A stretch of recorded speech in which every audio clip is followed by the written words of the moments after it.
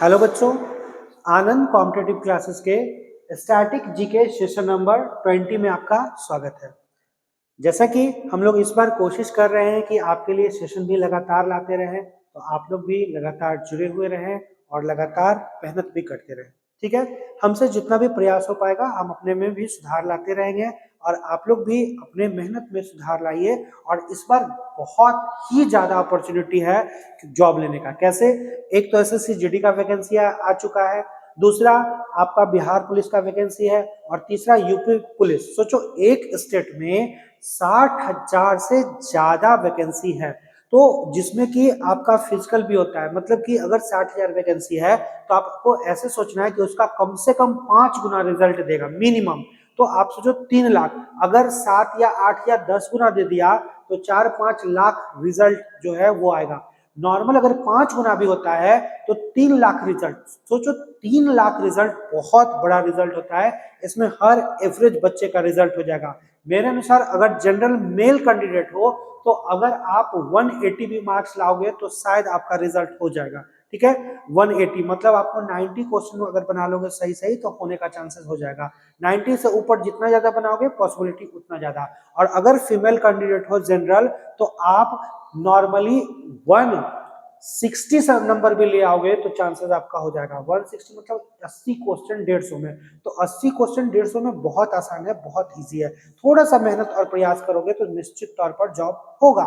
ठीक है, तो आज की जो सेशन होने वाला है इसमें हम लोग किन प्रश्नों को देखेंगे? तो देखिए, आपका प्रश्न है भारत सरकार के द्वारा राष्ट्रीय जल संसाधन परिषद का गठन कब किया गया? जो है उसका मानव शरीर में दूसरी बड़ी ग्रंथि कौन है? उपराष्ट्रपति के निर्वाचक मंडली में कौन कौन लोग होते हैं? तीनों गोल में जो सम्मेलन हुआ था उस समय ब्रिटेन के प्रधानमंत्री कौन थे? तो हम लोग देख रहे हैं कि कुछ क्वेश्चन हिस्ट्री का है, कुछ क्वेश्चन पॉलिटी का है और कुछ क्वेश्चन साइंस का होगा। तो इसी प्रकार जो है स्टैटिक जीके जो आज का सेशन होने वाला है इसके लिए मैं सालों मिस को बुलाना चाहूंगा। मिस आप यहाँ आए और एक बहुत ही इंपॉर्टेंट सेशन की शुरुआत करें। तो चलिए देखते हैं हम लोग आज का सेशन नंबर 20 और आते हैं क्वेश्चन नंबर फर्स्ट पर। देखिएगा क्वेश्चन नंबर फर्स्ट क्या बोल रहा है। भारत सरकार के द्वारा राष्ट्रीय जल संसाधन परिषद का गठन कब किया गया? किसके द्वारा? भारत सरकार के द्वारा। और राष्ट्रीय जल संसाधन परिषद के बारे में चर्चा किया जा रहा है। तो इसकी स्थापना की गई थी 1983 में। 1983 में राष्ट्रीय जल संसाधन परिषद की स्थापना की गई थी। अगर आपसे सवाल करता है कि राष्ट्रीय जल संसाधन परिषद के अध्यक्ष कौन है, तो अध्यक्ष जो होते हैं ये हमेशा नीति आयोग की तरह ही कौन होता है? तो प्रधानमंत्री होता है। और हमारे प्रधानमंत्री कौन है? तो नरेंद्र मोदी। ठीक है, प्रधानमंत्री नरेंद्र मोदी राष्ट्रीय जल संसाधन परिषद के क्या है? अध्यक्ष है। वहीं इनके उपाध्यक्ष भी होते हैं सेम नीति आयोग के जैसा। उपाध्यक्ष कौन होते हैं? तो ये होते हैं आपके जल संसाधन मंत्री। जल संसाधन मंत्री। और कौन है जल संसाधन मंत्री? तो गजेंद्र सिंह शेखावत। देखिए, अगर आपसे बात करता है कि क्या कोई जल मंत्रालय एग्जिस्ट करता है, तो देखिएगा पहले तो नहीं था, पहले जल मंत्रालय नहीं हुआ करता था। इधर रिसेंटली बनाया गया है 2019 में। ठीक है, जल मंत्रालय की जो स्थापना है ये 2019 में की गई थी। 2019। अगर आपसे मंथ भी पूछ लेता है तो मई में। ठीक है, अगर आपसे पूछता है कि जल मंत्री कौन है अभी, तो जल मंत्री हैं गजेंद्र सिंह शेखावत। गजेंद्र सिंह शेखावत। गजेंद्र सिंह शेखावत जो है ये कौन है? जल मंत्री, जो जल संसाधन परिषद के क्या होते हैं? अध्यक्ष होते हैं। और वहीं अगर आपसे पूछता है कि राष्ट्रीय जल संसाधन परिषद के तहत जल बोर्ड की स्थापना की गई थी। जल बोर्ड की स्थापना की गई थी और ये कब किया गया था? 1990 में। जल बोर्ड की स्थापना 1990 में की गई थी और राष्ट्रीय जल संसाधन परिषद का स्थापना 1983 में। ठीक है, चलिए आते हैं क्वेश्चन नंबर 2 पर। देखिएगा 2 क्या बोल रहा है। मूल मात्रक की संख्या कितनी है? मूल मात्रक। मात्रक क्या होता है कि किसी भी राशि को मापने के लिए एक यूनिट होता है जिसे हम लोग क्या कहते हैं? मात्रक। जैसे आप बोलते हो 1 किलो, 1 लीटर। ठीक है, तो ये सब क्या हो गया आपका? ये हो गया मात्रक। अब देखिएगा मात्रक भी जो होता है ये आपका 2 तरीके का होता है। ठीक है, कितने तरीके का? 2 तरीके का। पहला हो जाएगा आपका मूल मात्रक। ठीक है, मूल मात्रक। और एक होता है व्युत्पन्न मात्रक। व्युत्पन्न मात्रक फिजिक्स में हम लोग पढ़ते हैं। मूल मात्रक क्या होता है, तो मूल मात्रक के हेल्प से ही क्या होता है, व्युत्पन्न मात्रक निकाला जाता है। जैसे देखो समय, तो समय बराबर क्या होता है, दूरी बटा चाल। तो समय से के हेल्प से क्या निकाला जाता है, दूरी और चाल को कंपेयर करके हम लोग निकाल सकते हैं। ये हो जाएगा आपका व्युत्पन्न मात्रक। और अगर आपसे सवाल करता है कि मूल मात्रक की संख्या कितनी है, तो इसकी संख्या है 7। ठीक है, कितनी है, 7। चलिए इन सातों के बारे में थोड़ा सा देख लेते हैं। जैसे पहले में आप देख सकते हो लंबाई। ठीक है, लंबाई का मात्रक क्या होता है, तो लंबाई का मात्रक होता है मीटर। दूसरा आप देख सकते हो द्रव्यमान, और द्रव्यमान को किस में मापा जाता है, केजी में। ठीक है, उसके बाद फिर आते हैं थर्ड पे समय को मापा जाता है सेकंड में। फिर आप देखो ताप, ठीक है, ताप टेम्परेचर, इसको मापा जाता है केल्विन में। ठीक है, किसमें, केल्विन में। चलिए आगे आते हैं, ये हो गया आपका ताप। जैसे आप देखोगे विद्युत धारा, तो विद्युत धारा का क्या हो जाएगा, विद्युत धारा को मापा जाता है एम्पियर में। ठीक है, ज्योति तीव्रता को मापा जाता है कैंडेला में, ठीक है, कैंडेला शॉर्ट में CAD करके लिखते हैं। और फिर आ जाएगा पदार्थ की मात्रा, ठीक है, पदार्थ हो जाएगा, पदार्थ की मात्रा, इसको मापा जाता है मोल में, है ना, मोल में। देखिए कितना हो गया हमारा, 4 3 7। तो आप याद रखोगे कि 7 क्या है, मूल मात्रक है। और इन लोग को जैसे कि सबसे ज्यादा कंफ्यूजन हो जाता है ताप वाले में। बच्चे क्या करते हैं कि ताप का मात्रक क्या लगा देते हैं, सेल्सियस लगा देते हैं, नहीं क्या होता है, केल्विन होता है। चलिए ईसाई मात्रक में, और इसका आंसर क्या हो जाएगा, ऑप्शन नंबर बी 7। ठीक है, चलिए आते हैं क्वेश्चन नंबर 3 पर।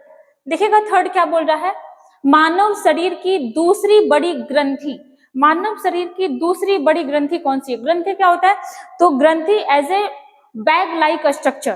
ठीक है, एक बैग टाइप का स्ट्रक्चर होता है, जिससे क्या होता है, तो कुछ ना कुछ सिक्रेट होते रहता है, कुछ ना कुछ स्रावित होते रहता है। क्या सिक्रेट हो सकता है, तो या तो एंजाइम सिक्रेट होगा, या फिर आपका हार्मोन आपका सिक्रेट होता है। इसी को क्या कहते हैं, ग्लैंड।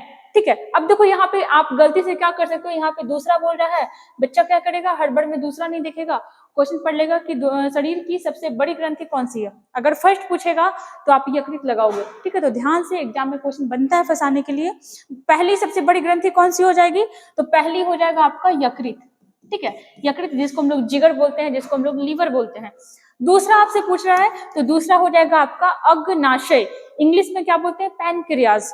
ठीक है, अग्नाशय जो है दूसरी बड़ी ग्रंथि है। चलिए आते हैं हम लोग देखते हैं अग्नाशय के बारे में।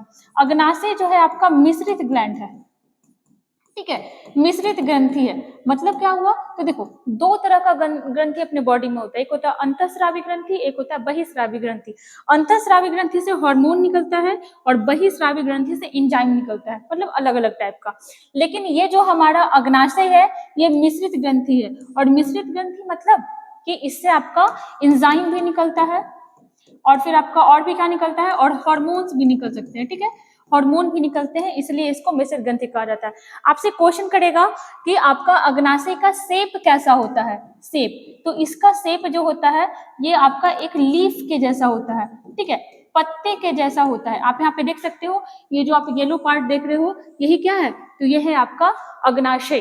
ठीक है, चलिए आगे आते हैं। आपसे एक क्वेश्चन और कर सकता है कि अग्नाशय जो है किस एक पार्ट से जुड़ा हुआ होता है, तो देखिएगा छोटी आंत के ड्यूडेनम वाले पार्ट से पेनक्रियाज जुड़ा हुआ रहता है। क्या आप बता सकते हो कि छोटी आंत के ड्यूडेनम वाले पार्ट से कौन सा स्ट्रक्चर ऐड होता है, तो अग्नाशय। छोटी आंत के ड्यूडेनम से जुड़ा हुआ स्ट्रक्चर कौन सा होता है, तो ये होता है अग्नाशय। चलिए अब अग्नाशय के खोज के बारे में देखो, खोज मतलब क्या हुआ, अपने बॉडी में अभी भी बहुत सारे ऑर्गन्स ऐसे हैं जिनका फंक्शन हम लोग को नहीं पता, जिनके बारे में बहुत कुछ नहीं पता है। तो वैसे ही अग्नाशय क्या काम करता है, किस काम के लिए है, इसके बारे में पता कौन लगाया, तो इसके बारे में पता लगाया लैंगरहैंस। लैंगरहैंस ये जो था ये अग्नाशय को बहुत अच्छे से स्टडी किया और इसके बारे में बहुत कुछ हम लोग को बताया। जैसे अगर आप देखोगे तो आप ना कभी बीटा सेल का नाम जरूर सुने होंगे। ये क्या पता लगाया लैंगरहैंस? तो लैंगरहैंस पता लगाया कि अपने पेनक्रियाज में 4 प्रकार का सेल होता है। अपने पेनक्रियाज में जो है आपका 4 प्रकार का सेल होता है, 4 प्रकार का सेल होता है। तो ये पता कौन लगाया? लैंगरहैंस पता लगाया। तो इसीलिए जो ये अलग अलग प्रकार का सेल हुआ किसके अंदर? पेनक्रियाज के अंदर जो अलग अलग प्रकार का सेल होता है इसका पता लगाया लैंगरहैंस। और इसीलिए इस सेल को नाम क्या दे दिया? सेल को नाम दे दिया आइसोलेट्स ऑफ लैंगरहैंस। ठीक है, लैंगरहैंस। क्वेश्चन बनेगा कि आइसोलेट्स ऑफ लैंगरहैंस किसे कहा जाता है? तो पेनक्रियाज में स्थित सेल को आइसोलेट्स ऑफ लैंगरहैंस कहा जाता है। एक क्वेश्चन और कि कितने कौन कौन से सेल होते हैं? तो देखिएगा अल्फा सेल, ठीक है, अल्फा सेल हो गया आपका, बीटा सेल हो गया, ठीक है, उसके बाद डेल्टा सेल हो गया, डेल्टा सेल, और एक होता है आपका एफ सेल। ठीक है, एक होता है आपका एफ सेल। जो पेनक्रियाज में 4 प्रकार का सेल है। कौन कौन सा सेल है? अल्फा सेल है, बीटा सेल है, डेल्टा सेल है और एफ सेल है। ठीक है, ये सारे अलग अलग प्रकार के सेल पेनक्रियाज में है, जिनमें से इन तीनों सेल का काम क्या होता है? तो ये तीनों सेल हार्मोन एग्जिस्ट करते हैं। ठीक है, हार्मोन सिक्रेट करते हैं। और ये जो एफ सेल होता है ये क्या सिक्रेट करता है? ये एंजाइम सिक्रेट करता है। शुरुआत में ही हम लोग देखे थे कि मिश्रित ग्रंथि है, क्या निकल रहा है? एंजाइम भी निकल रहा है, हार्मोन भी निकल रहा है। एंजाइम कौन बना रहा है? एफ सेल बना रहा है। हार्मोन कौन बना रहा है? Alpha, beta and delta cell. ठीक है, एक क्वेश्चन और, जैसे आप इंसुलिन का नाम सुने होंगे, इंसुलिन का देखिएगा, इंसुलिन आपने जो क्या है ये पेनक्रियाज, इसमें 2 प्रकार का हार्मोन भी सिक्रेट होता है। ठीक है, 2 प्रकार का, इंसुलिन हार्मोन और एक हो जाएगा आपका ग्लूकागोन हार्मोन। ठीक है, और ये हो जाएगा आपका इंसुलिन हार्मोन। दोनों का काम क्या होता है? तो देखो, इंसुलिन का काम होता है कि जब अपने बॉडी में शर्करा, ग्लूकोज या चीनी की मात्रा ज्यादा हो जाती है तब इसके स्थिति को नियंत्रित करता है। जब हमारे बॉडी में चीनी की मात्रा, शुगर की मात्रा ज्यादा हो जाती है तो कौन सा हार्मोन का यूज पड़ता है? इंसुलिन का। ये क्या करता है? शर्करा के स्तर को एक नियंत्रण में लाने का कोशिश करता है। जबकि ग्लूकागोन हार्मोन क्या काम करता है? तो जब हमारे बॉडी में चीनी की कमी होती है, यहाँ पे क्या होगा कि चीनी ज्यादा हो जाएगा। ठीक है, शुगर ज्यादा होगा और यहाँ पे क्या होगा? चीनी कम हो जाएगा। चीनी कम होगा तो बॉडी को नियंत्रित करने का कोशिश या फिर इसको बैलेंस करने का कोशिश कौन करेगा? Glucagon hormone. और जब चीनी ज्यादा हो जाएगा, शुगर जब बढ़ जाता है तो उसे में आप देखे होंगे कि किसी का शुगर बहुत ज्यादा बढ़ जाता है तो उसको इंसुलिन का इंजेक्शन दिया जाता है। क्यों? ये शर्करा की मात्रा को नियंत्रित कर दे अपने बॉडी में। और कम होगा तो ग्लूकागोन हार्मोन। आंसर क्या हो जाएगा? अग्नाशय। ठीक है, पेनक्रियाज। और यहाँ पे देखिएगा पेनक्रियाज का स्ट्रक्चर इस टाइप का होता है। चलिए आते हैं क्वेश्चन नंबर 4 पर। देखिएगा, उपराष्ट्रपति के निर्वाचन मंडली में होते हैं। उपराष्ट्रपति के निर्वाचन मंडली में, चलिए आते हैं हम लोग थोड़ा सा उपराष्ट्रपति के बारे में। अगर देखें तो संवैधानिक रूप से भारत का दूसरा सर्वोच्च अधिकारी कौन होता है? तो ये होता है आपका उपराष्ट्रपति। इनका चर्चा कहाँ किया गया? तो आर्टिकल 63 में। ठीक है, उपराष्ट्रपति राष्ट्रपति के गैर मौजूदगी में भी राष्ट्रपति का काम कर सकते हैं। वैसे इनका मेनली काम क्या होता है? तो इनका काम होता है राज्यसभा के सभापति के रूप में। तब तो ये राज्यसभा के सदस्य होते होंगे? जी नहीं, आपको ये चीज पता होना चाहिए कि राज्यसभा का सदस्य नहीं होते हैं। जो उपराष्ट्रपति होते हैं वो राज्यसभा के सदस्य नहीं होते। क्वेश्चन बनता है कि किस सदन का मुखिया या किस सदन का लीडर उस सदन का मेंबर ही नहीं होता है? तो राज्यसभा। आपको पता होना चाहिए, यहाँ पे लिखते हैं हम लोग राज्यसभा के सभापति। इट मीन्स कौन? राष्ट्रपति। राज्यसभा के सभापति। और ये कौन होता है? उपराष्ट्रपति। राज्यसभा के सभापति राज्यसभा के मेंबर नहीं होते हैं। राज्यसभा के मेंबर नहीं होते हैं। ठीक है, नहीं होते हैं। उपराष्ट्रपति का पद कहां से लिया गया? तो ये लिया गया है यूएसए से। ठीक है, कहां से? यूएसए से। अगर देखें इनके निर्वाचक मंडली में कौन कौन होता है तो लोकसभा प्लस राज्यसभा के कुल सदस्य के कुल सदस्य, मतलब जैसा कि राष्ट्रपति में देखा जाता है कि निर्वाचित मेंबर को ही यहाँ पे मौका दिया जाता है, लेकिन यहाँ पे क्या होगा, लोकसभा और राज्यसभा के कुल सदस्य उपराष्ट्रपति के निर्वाचक मंडली में होते हैं। तो इस तरीके से अपना आंसर क्या हो जाएगा, option number C, both Lok Sabha and Rajya Sabha सदस्य। आपको राष्ट्रपति बनने के लिए क्या होना चाहिए, तो भारतीय नागरिक होना चाहिए, कम से कम 35 वर्ष की आयु आप पूरा कर लिए होंगे, या फिर राज्यसभा के सदस्य बनने की योग्यता, राज्यसभा के सदस्य बनने की योग्यता होनी चाहिए। देखिए बात बोल रहा है योग्यता होनी चाहिए, ना कि राज्यसभा का सदस्य होना चाहिए। ठीक है, भारत के पहले उपराष्ट्रपति कौन थे, तो ये थे डॉक्टर सर्वपल्ली राधाकृष्णन, डॉक्टर सर्वपल्ली राधाकृष्णन, और लगातार 2 कार्यकाल के लिए रहे थे। डॉक्टर सर्वपल्ली राधाकृष्णन भारत के उपराष्ट्रपति बनने से पहले कहाँ के, तो सोवियत संघ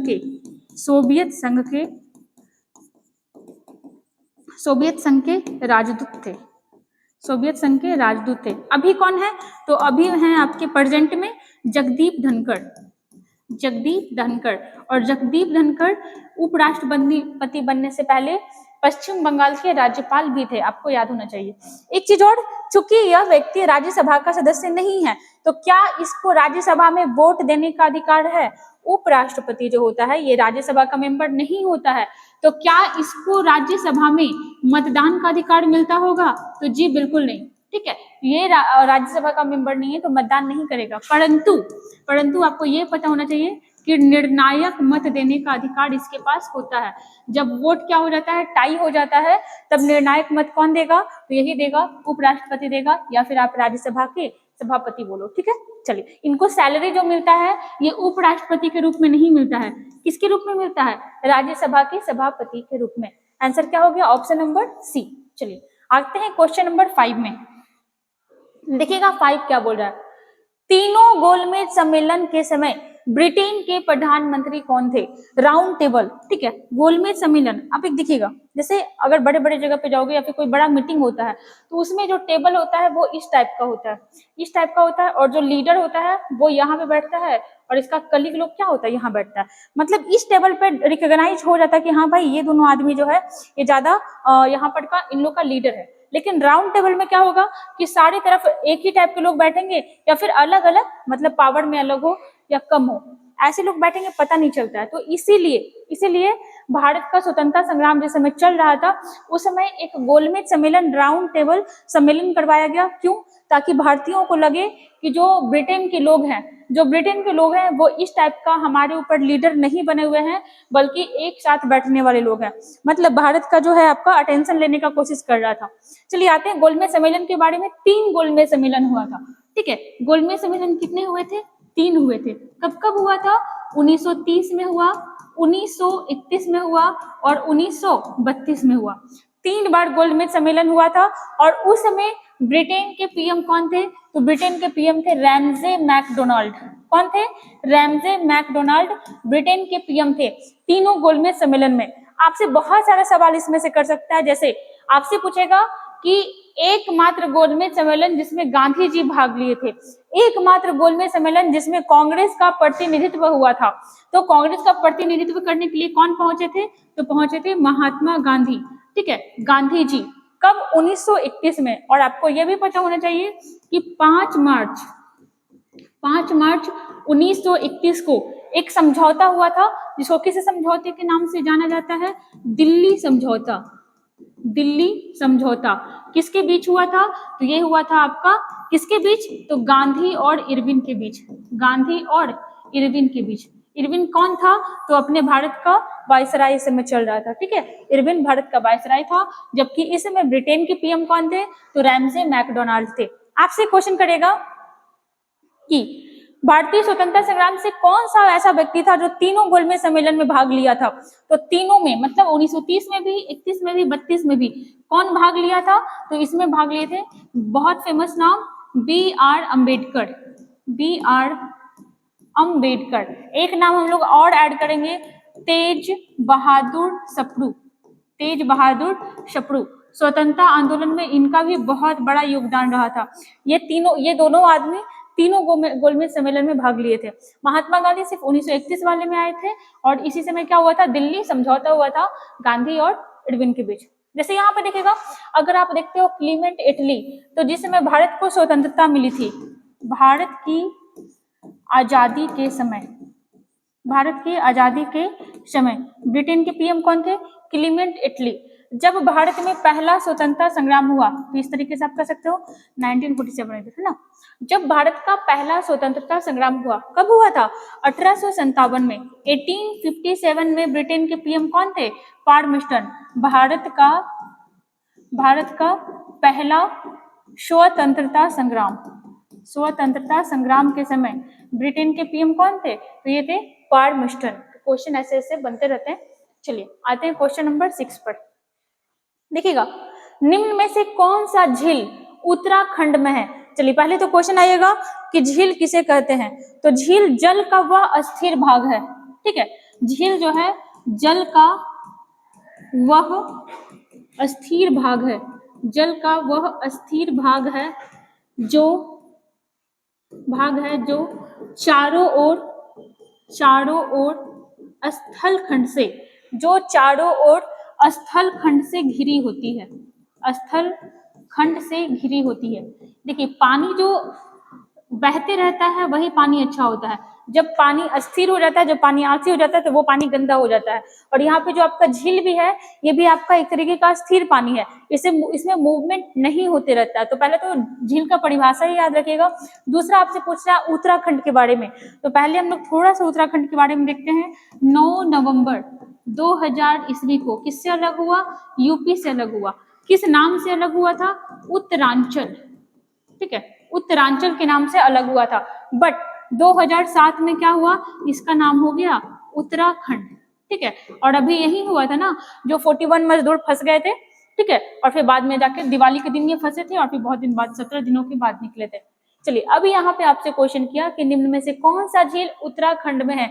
चलिए हम लोग नाम देखते हैं, सात ताल, नैनीताल, राकेशताल और मालाताल। इसमें से आपको बताना है कि कौन सा झील उत्तराखंड में है। तो आप एक चीज याद रखिएगा कि यहाँ पर का ये जो चारों झील है, ये चारों झील कहाँ है? तो ये है आपका उत्तराखंड में। ये चारों झील कहाँ है? चारों झील है आपका उत्तराखंड में। इसके साथ एक दो झील का नाम आप और भी रखिएगा, जैसे नौगुछिया ताल। ठीक है, नौगुछिया ताल झील। ठीक है, ये भी कहाँ है? तो ये भी आपका पड़ जाएगा उत्तराखंड में। साथ में देखिएगा एक देवताल। ठीक है, ये दो चार नाम आप याद रखिएगा। ये सारा झील कहाँ पड़ता है? उत्तराखंड में पड़ता है, और इस सबसे क्वेश्चन बनते रहता है। ठीक है, ऐसे ताल ताल वाला मैक्सिमम जो है आपका, ये उत्तराखंड में ही है। ठीक है, चलिए आगे आते हैं क्वेश्चन नंबर 7 पे। हाँ देखो, इंपॉर्टेंट क्वेश्चन है। निम्न में से किस शैली में कंदरिया महादेव मंदिर बनाया गया है? एक चीज और देखिएगा, जैसे अपने भारत में अगर हम लोग मंदिर स्ट्रक्चर का बात करें, तो लगभग 3 प्रकार का शैली में मंदिर बनता है। ठीक है, अपने अगर मान ली कि ये भारत का मैप है, ठीक है, समझने के लिए अगर मान लेते हैं कि चलो इस टाइप का अपने भारत का मैप है, तो इसको हम लोग देखिएगा कैसे समझते हैं। यहाँ पे आइएगा, ये देखिएगा, इसको मान लिया कि चलो ये उत्तर भारत है। ठीक है, ये वाला स्ट्रक्चर हो गया आपका उत्तर भारत। ठीक है, ये वाला स्ट्रक्चर हो गया आपका, ठीक है, यहाँ से पूरा तक दक्षिण भारत। और ये क्या हो गया? ये हो गया आपका मध्य भारत। अब देखिएगा कि यहाँ पे मंदिर कैसे बनता है। तो जो उत्तर भारत वाला स्ट्रक्चर है, मतलब इतना दूर का जो स्ट्रक्चर है, यहाँ पर का मंदिर कैसे बनता है? तो ये बनता है नागढ़ शैली में। ठीक है, नागढ़ शैली में। वैसे आपसे पूछेगा कि अयोध्या में जो राम मंदिर बनाया जा रहा है, ये किस शैली में बना हुआ है? नागढ़ शैली में। ठीक है, दूसरा आइएगा, ये दक्षिण भारत है। दक्षिण भारत का जो मंदिर है, ये किस शैली में बनता है? तो ये बनता है द्रविड़ शैली में। ठीक है, किस शैली में? द्रविड़ शैली में। जबकि मध्य भारत, ये जो मध्य भारत है, मध्य भारत में मंदिर किस शैली में बनता है? तो ये बनता है आपका बेसर शैली में। बेसर शैली। ठीक है, और ये जो बेसर शैली है, ये किसका मिक्सअप होता है? तो ये नागढ़ का और द्रविड़ का मिक्सअप होता है। ठीक है, चलिए, तो यहाँ पे आप याद रखिएगा, जैसे देखिएगा ये नागढ़ शैली का मंदिर है, इसमें स्पेस बहुत ज्यादा होता है, डिजाइन कम होता है। यहाँ पे ये आपका ये देखिएगा द्रविड़ शैली, इस सब में क्या होता है? द्रविड़ शैली का ये हो गया, इस सब में डिजाइन बहुत ज्यादा होता है। और जो बेसर शैली होता है, बेसर शैली में दोनों के जैसा स्पेस भी ज्यादा होगा और डिजाइन भी ज्यादा होगा। यहाँ पे हम लोग से क्वेश्चन किया कि निम्न में से कौन सी शैली, नहीं, निम्न में से किस शैली में कंदरिया महादेव मंदिर बनाया गया है? सबसे पहले तो आइएगा कंदरिया महादेव मंदिर है कहाँ? तो यह है आपका एमपी में, ठीक है, मध्य प्रदेश में। किस शैली में बनाया गया? तो नागर, बेसर और द्रविड़ का तुम लोग थोड़ा बहुत कॉन्सेप्ट देखे। ये बना हुआ है आपका पंचायतन शैली में। किस शैली में? पंचायतन शैली में। चलिए देखिएगा पंचायतन शैली कैसा होता है। तो पंचायतन शैली में क्या होता है कि जो मुख्य मंदिर होता है, ठीक है, मुख्य मंदिर के चारों ओर मंदिर होता है, चारों ओर मंदिर होता है। मतलब कि अगर ये मुख्य मंदिर है तो इसके चारों ओर क्या होगा? मंदिर होगा। और इसको क्या कहेंगे? देखो 5 हो गया ना, तो इसी को क्या कहा जाता है? पंचायतन शैली। तो कंदरिया महादेव मंदिर जो हो गया, ये क्या हो गया? पंचायतन शैली में बना हुआ। जैसे एक याद रखिएगा ब्रह्मेश्वर मंदिर कहाँ है? तो ये है आपका उड़ीसा में, ठीक है, ब्रह्मेश्वर मंदिर। ये भी किस शैली में बना हुआ है? तो ये भी बना हुआ है आपका पंचायतन शैली में। जैसे और भी देखिएगा, अगर बात करते हैं लिंगराज मंदिर, बहुत बार ये क्वेश्चन पहले पूछता था, लिंगराज मंदिर ये बना हुआ है, ठीक है, किस शैली में? पंचायतन शैली में। कहाँ बना हुआ है? तो उड़ीसा में, ठीक है। लेकिन ये क्वेश्चन ज्यादा नहीं पूछता था कि लिंगराज मंदिर का निर्माण करता कौन है? तो ययाति केसरी जो है आपका, ये आपका इस मंदिर का निर्माण करता है। तो ये सब मंदिर जो है आपका पंचायतन शैली में बना हुआ। आते हैं क्वेश्चन नंबर 8 में। देखिएगा वनों का देश किससे कहते हैं?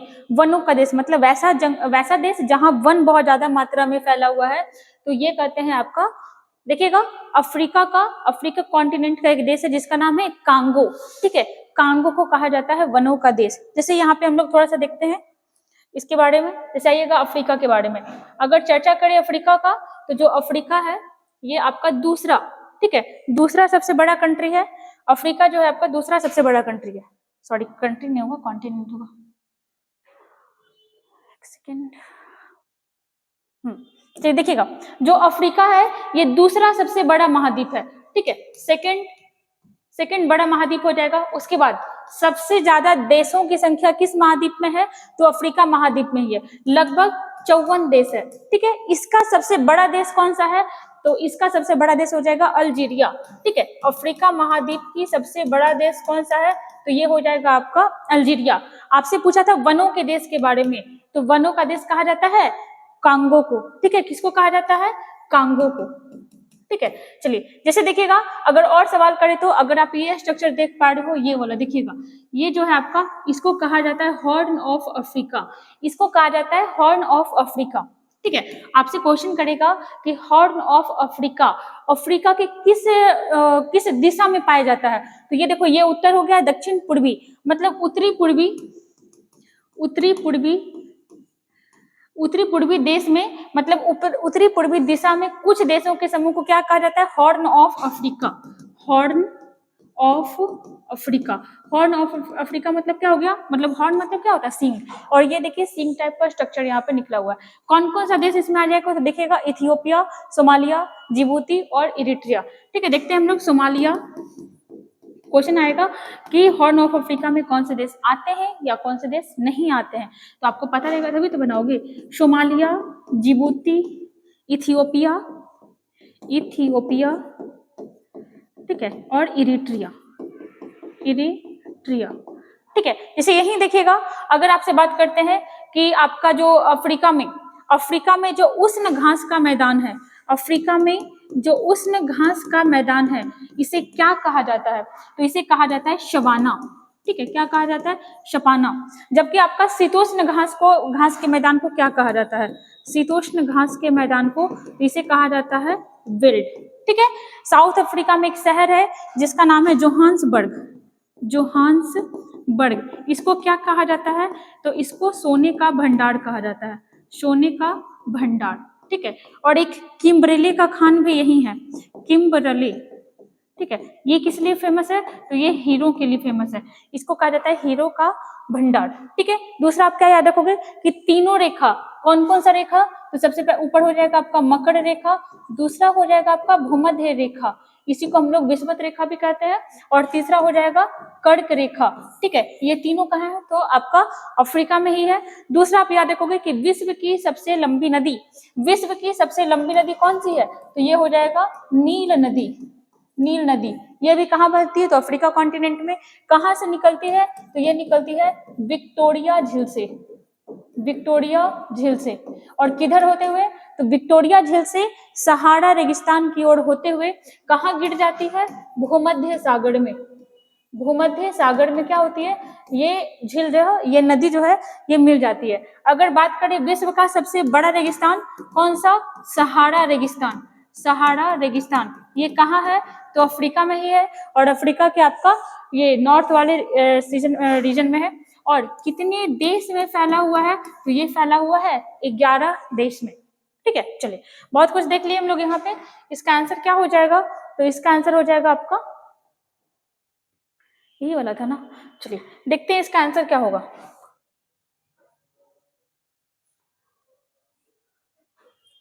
एक सेकेंड। हाँ, यहाँ पे आपका क्वेश्चन था कि वनों का देश किसे कहा जाता है? तो वनों का देश कहा जाता है कांगो को। और इस तरीके से आंसर क्या हो जाएगा? ऑप्शन नंबर ए, ठीक है, कांगो। आते हैं क्वेश्चन नंबर नामीबिया। आप देखिएगा तो नामीबिया से आप बता सकते हो कि नामीबिया से अभी हाल ही में क्या आया था? भारत के मध्य प्रदेश के कुनो नेशनल पार्क में चीता आया था। अल्जीरिया के बारे में आप याद रखोगे कि अफ्रीका का सबसे बड़ा कंट्री कौन सा है? अल्जीरिया। दक्षिण अफ्रीका के बारे में याद रखोगे कि सबसे पहले तो साउथ में पड़ता है और यहाँ सोना का भंडार है। आते हैं क्वेश्चन नंबर 9 पर। वैश्विक भूखमरी सूचकांक किन संकेतकों पर निकाला जाता है? जैसे हम लोग देखते हैं ग्लोबल हंगर इंडेक्स, इस बार तो भारत का स्थिति और भी खराब दर्शाया गया था। तो ग्लोबल हंगर इंडेक्स जो निकाला जाता है ये आपका किन किन सिद्धांतों पर निकाला जाता है? कौन कौन सा उसमें कौन कौन सा चीज देखा जाता है कि ये इसमें आदमी का कितना रैंकिंग जा रहा है? तो इसमें हो जाएगा अल्प पोषण, बाल दुबलापन, ठीक है, बाल मृत्यु दर। इस सब में आपका इस सब से क्या पता चलता है? तो ये पता चलता है आपका भूखमरी सूचकांक, ठीक है। यहाँ पे देखिएगा थोड़ा सा, यहाँ पर देखिएगा ये यहाँ पे अल्प पोषण हो गया, बाल दुबलापन हो गया, मतलब बच्चों को पोषण बहुत कम मिल रहा है। बच्चों नहीं, यहाँ पे सारे समुदाय को जोड़ लिया जाता है। जो बच्चा का दुबलापन होता है उसको अच्छे से अगर पोषण नहीं मिलता है, न्यूट्रिशंस नहीं मिलता है, इसी वजह से होता है। दूसरा यहाँ पे बाल ठिगनापन कर लीजिएगा, ठिगनापन से क्या होता है कि जो ठिगनापन, बच्चों का लंबाई वगैरह अगर विकसित नहीं हो पाता है तो उसमें भी न्यूट्रिशंस की कमी होती है। और बाल मृत्यु दर, तो इन चारों को चेक किया जाता है और उसी के अकॉर्डिंग किसी भी देश को रैंकिंग दिया जाता है कि वो उसका GHI सूचकांक में कितने नंबर पे है। तो यहाँ पे ऑप्शन नंबर क्या हो जाएगा? ई का ऑल, ठीक है। अगर आपसे बात करें कि जो ग्लोबल हंगर इंडेक्स है ये सूचकांक कौन जारी करता है? तो जारी करने वाला होता है वर्ल्ड वाइड एंड वेलथुंगर हिल्फ, ठीक है। वेलथुंगर हिल्फ के द्वारा ये सूचकांक जारी किया जाता है। प्रत्येक साल अक्टूबर मंथ में ये सूचकांक जारी होता है। इस बार के लिए आपका क्वेश्चन है कि आप बताओगे कि जो रिसेंटली आया था ग्लोबल हंगर इंडेक्स, वैश्विक भूखमरी सूचकांक, इसमें भारत का रैंकिंग कितना है, ठीक है। चलिए आते हैं क्वेश्चन नंबर 10 पे एंड लास्ट क्वेश्चन। बेलनाकार वस्तुओं के अंदर तथा बाहर के व्यास डायमीटर को किस उपकरण से मापा जाता है? जो बेलनाकार टाइप का स्ट्रक्चर होता है इसका जो बाहरी और अंदर का व्यास है ये किस उपकरण से मापा जाता है? तो ये मापा जाता है आपका कैलिपर्स के द्वारा। किसके द्वारा?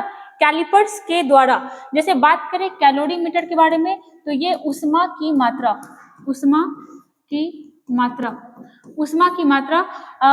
को जांच किया जाता है इससे। क्रोनोमीटर के बारे में बात करें तो जो जलयान होता था, जलयान पर समय ज्ञात करने के लिए कौन सा उपकरण का प्रयोग होता है? तो ये होता है आपका क्रोनोमीटर का। और बाइनोक्यूलर क्या होता है? तो बाइनोक्यूलर क्या हो जाता है? ये दूर की वस्तुओं, ठीक है, बाइनोक्यूलर जो हो गया दूर की वस्तुओं को देखने के लिए किस उपकरण का प्रयोग होता है? बाइनोक्यूलर का। एग्जाम में क्रोनोमीटर वाला क्वेश्चन बहुत बार पूछा गया है, कैलिपर्स के बारे में भी आप याद रखोगे, ठीक है। चलिए यहाँ पे हमारा 10 क्वेश्चन कंप्लीट हुआ विद एक्स्ट्रा फैक्ट के साथ। और अगर आपको वीडियो अच्छा लगता है तो लाइक और शेयर जरूर करिएगा। मिलते हैं नेक्स्ट वीडियो में।